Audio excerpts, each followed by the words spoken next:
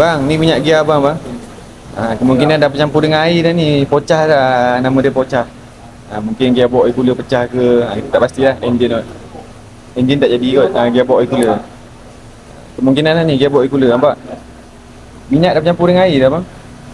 Ni kita drain abang punya minyak gear Dia sebab gearbox oil cooler pecah bang.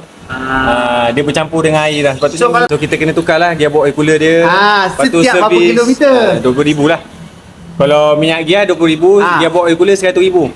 Kalau boleh jangan 1,000. 80,000 ke. 80,000. Itu maksud aku. Tapi ni dia dah bercampur dah bang. So bila dah bercampur ni sebabnya pecah lah. Tak ada servis berkala. Bagi tu owner. At least owner ada remark. Owner akan prepare duit insya-Allah. 80,000 ke 1,000. Inilah oil cooler. Benda dia murah je. Tapi bila dia jadi pecah lagu ni, inilah hasil dia. Gearbox sebiji, oil cooler, lepas tu radiator kena servis sebab dah bercampur. Sistem air dengan minyak sudah bercampur, okey?